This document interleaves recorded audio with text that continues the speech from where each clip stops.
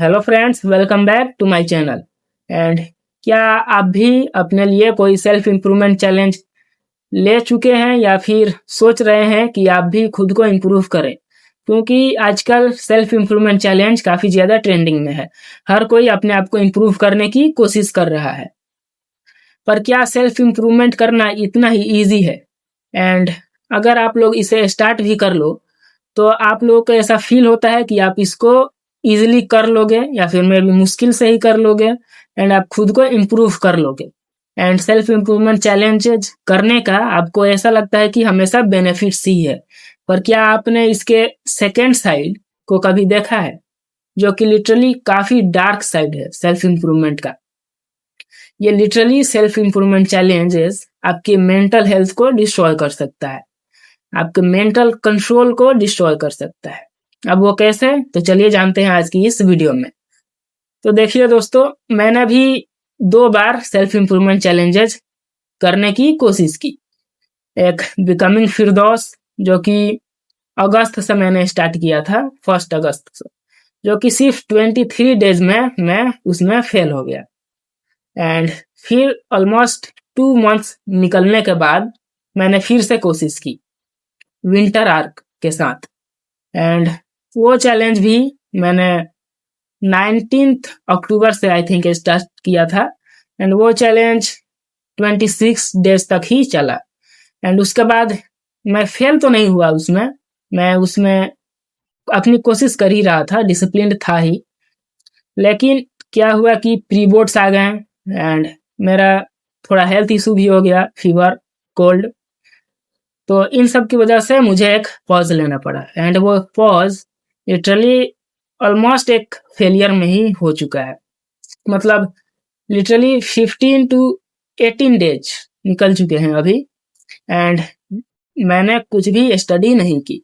And आज से मैंने स्टार्ट किया है 2 दिसंबर से। तो आज मैंने कोशिश की, खैर इसके बारे में हम वीडियो के लास्ट में बात करेंगे। लेकिन अभी बात करते हैं कि इस डार्क साइड, इस सेल्फ इम्प्रूवमेंट का आखिर है क्या, एंड ये कैसे आपके लिए बैड है, आपके लिए हार्मफुल है।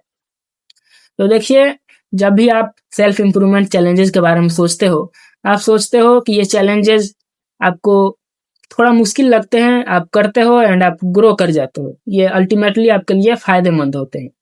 लेकिन क्या होता है, जब आप सेल्फ इम्प्रूवमेंट चैलेंज स्टार्ट करते हो, उससे पहले आप अपने लाइफ के लोएस्ट पॉइंट पर आते हो एंड सडनली आप मोटिवेटेड फील करते हो, सोचते हो कि अब बस बहुत हो गया एंड अब मैं खुद को इम्प्रूव करूंगा। फिर आप lots of YouTube videos, lots of strategies बनाते हो कि कैसे करूं, क्या करूं, अपना गोल डिसाइड करते हो एंड फिर बस शुरू करते हो।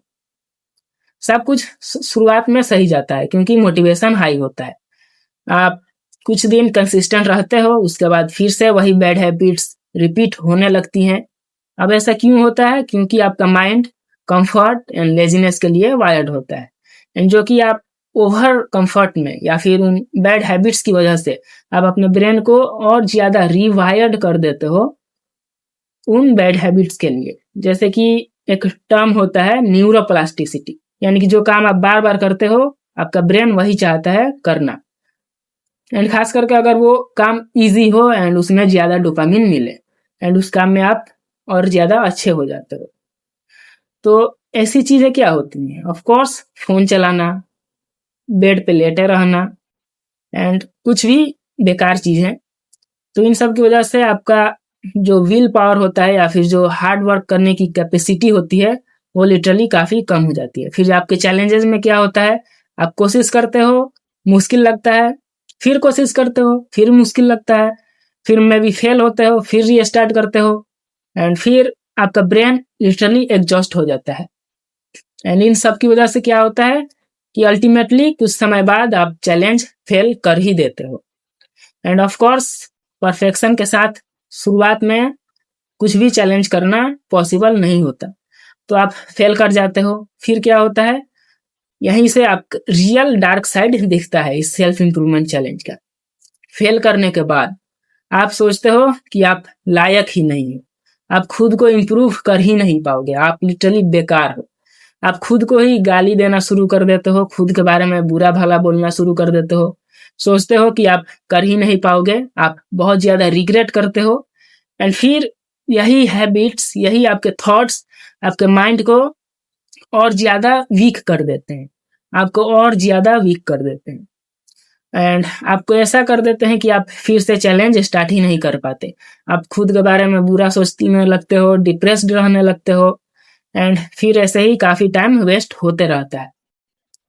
तो बस यही चलता है, एंड यही है द रियल डार्क साइड, क्योंकि आप खुद से ही हेट करना शुरू कर देते हो। एंड इससे बुरा क्या ही हो सकता है।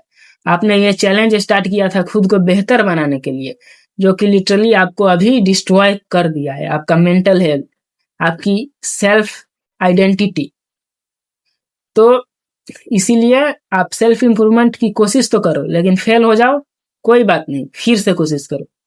कोई बात नहीं आपने फेल किया, कोई बात नहीं कि आप हार गए, आप कंसिस्टेंट नहीं रह पाए, आप डिसिप्लिन नहीं रह पाए, लेकिन एट द एंड आप जो इस चैलेंज स्टार्ट करने से पहले थे, उससे तो आप थोड़ा सा तो अच्छा हुए।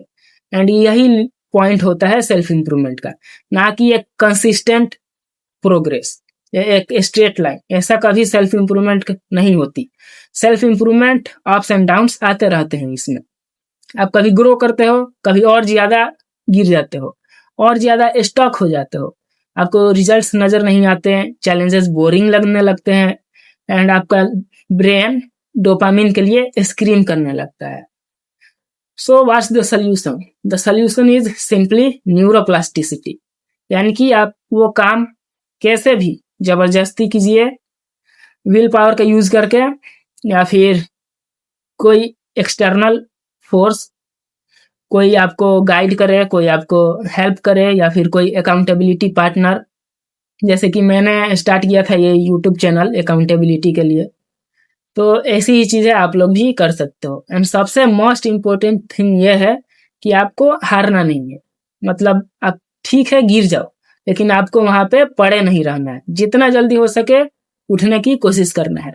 एंड मेरी बारे में मेरी सबसे अच्छी क्वालिटी यही लगती है कि मैं लिटरली बेशर्मों की तरह बार बार चैलेंजेस स्टार्ट करता हूँ, कोशिश करता हूँ, फेल हो जाता हूँ, लेकिन फिर से कोशिश करता हूँ, फिर से स्टार्ट करता हूँ। एंड ये एक ऐसी क्वालिटी है जो मुझे सक्सेस दिलाने में काफ़ी हेल्प कर सकती है। Of course consistency and discipline भी इम्पोर्टेंट है।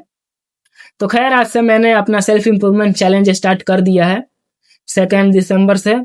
आज मैंने वही सेम मॉर्निंग रूटीन फॉलो किया, 4 बजे उठना, रनिंग करना, होम वर्कआउट करना और कोल्ड बाथ लेना, even if it's winter. And इसीलिए तो यह है द विंटर आर्क। तो इसके बाद मैंने डे टाइम में ओवरऑल 8 आवर्स ऑफ स्टडी की, जो कि उतना भी मुश्किल नहीं था। स्टार्टिंग में 3-4 आवर्स मुश्किल लगे, एंड उसके बाद काफ़ी इजी हो गया। एंड यही नहीं कि मैं सिर्फ इतना ज़्यादा ब्रूटल कंसिस्टेंसी या फिर फोकस के साथ स्टडी किए, बल्कि बीच में मैंने काफ़ी अच्छे खासे ब्रेक्स लिए, 1 आवर्स 2 आवर्स तक के ब्रेक्स लिटरली। एंड फिर भी मैंने 8 to 9 PM तक अभी just 8 hours of study complete कर ली है, बल्कि इससे थोड़ा ज़्यादा ही करनी है।